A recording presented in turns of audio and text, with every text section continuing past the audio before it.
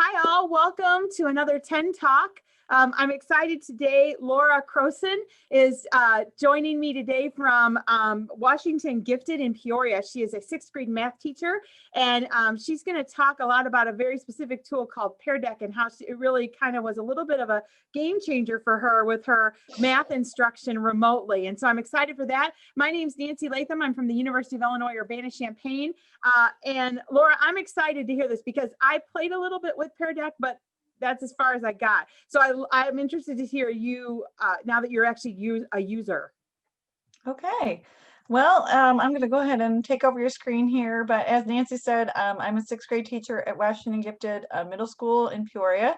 And that really means teaching sixth, seventh, and eighth grade math. We work at an accelerated pace. And let me go ahead and get over here to there we go. Sorry, I'm not that, there we go. There's my PowerPoint. Okay, yep, we can see it. Oh, great. Okay. So that's my website. Not very exciting, but a little bit more information about me. So why isn't that letting me go to the next slide though?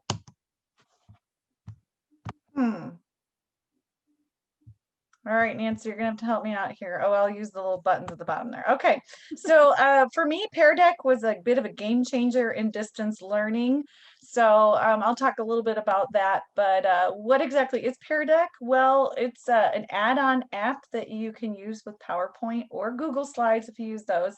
It's free with limited use of the app. Our principal has purchased Pear Deck Premium, so we have full access, but it allows your students to interact with the subject matter that are on your slides while you teach. So before this started using this was me. I felt like Ben Stein in Ferris Bueller's Day Off. Anyone?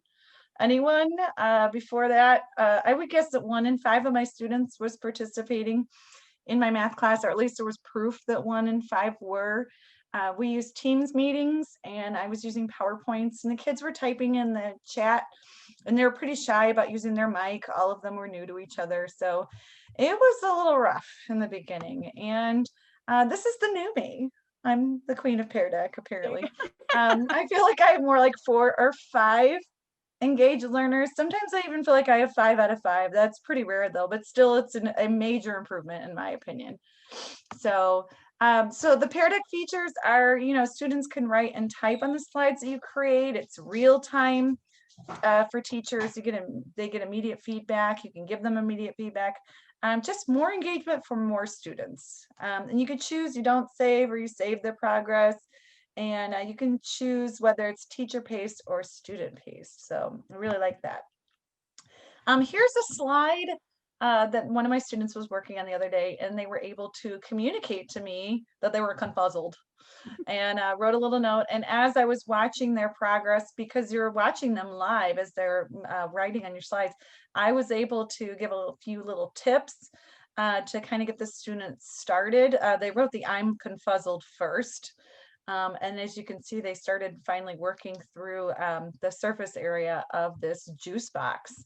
And so I usually use the feature of being able to let them draw on it. And some students can still choose the option to type. So this student was much more orderly in the way that they worked out their problem. But what's really nice is I can also take screenshots as they work and drop those into the chat and show students kind of what other students are doing and let them have the mic. Here's what it looks like from the student or teacher view. I can see all of their slides. You can see that some of my students had it started.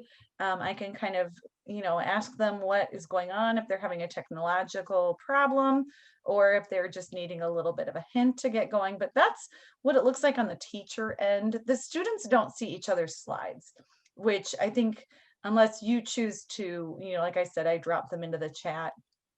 And but they are working independently, which it's almost like you're walking around the classroom looking over their shoulders, except I can actually see more at once than if I were walking around there. Laura, is that because you've just copied the slide over and over and created one for each student? No, Pear Deck does this. It basically sends them all out when they go to a link. It lets them be on the slide that I'm on. I use the teacher directed. So when I click on slide 10, those of them that have logged into Pear Deck, and that's easy and free for them, they just follow a link. They can all get this slide. They all get it in front of them. They get pens and they can type on it. So, and that's pretty cool for them to be able to interact with it rather than just stare at it or maybe go play basketball in the driveway while I'm teaching. So they're held more accountable. And I actually will say to the kids, you know, to a student who hasn't logged onto it yet, hey, where are you? What's going on? Do you have a problem? You know, kind of making sure those kids that are sort of fading into the couch maybe come off the couch for a second and wake up a little bit. So Yeah. Okay. yeah. So this is the overlaid view, and this doesn't work with all the problems, but I thought it was kind of cool after they'd worked on this problem to find the area of the triangle within this rectangle to show them all the different ways that they had thought about it, that different students had, and they like to see that a lot of times. It works really great with graphing problems. We had a problem where the graph, the different ways that you could make 24 as sets of numbers, as set of coordinates. Sorry, my dog just decided to say hi. So like if it was 24, you know, they had the set of 8, 3 and 3, 8. And so once they started graphing all those dots, you could kind of see the pattern in that, and seeing that overlaid view, they could see that they were all on the right track and see that. Okay. Yeah. So how do I use it? Well, during team meetings, we use MS Teams in our district. We're a Microsoft school district, and I launch the Pear Deck presentation once we've done our warm up, and I put the link into the chat, and I also send them a screenshot so they have 2 different ways to log in. And I use the feature for whole group instruction. I do have coworkers who use the students where they can go through the slides at their own pace, and they use that with group work, and some of them are even using it for quizzes, where they're, you know, grading a quiz from that has been put into a PowerPoint. Pardon me while I close the door. Sorry, my dogs. I'm at home today. Yeah. Yeah. But students can ask me verbally in our Teams meetings, you know, to check their work as we go. Some of them will say, Mrs. Croson, can you look at my slide and make sure I'm doing this right? So they get immediate feedback from me, which they wouldn't get if they were working on paper and pencil and just typing in the chat. I can also send them little messages. That looks really great, or double check number 2. And a lot of times I'll just, like when they do things like putting the I'm confuzzled, I might just say, hey, a couple of you guys out there look like you're having a hard time. Here's a little hint to get you started. And so that's been really a great way to kind of reach out and let the kids know that they're not alone when they're confused about a topic as well. Also I can pace the lesson at a rate. This is one thing I really love about it. Like I can see that maybe 2 or 3 students are done and kind of give them an idea of what something that they could do in the meantime. Or I also get an idea that, okay, 3 or 4 kids are getting done, and I need to kind of let the other kids know, hey, I've got 3 or 4 kids done. I'm going to give you about 2 more minutes.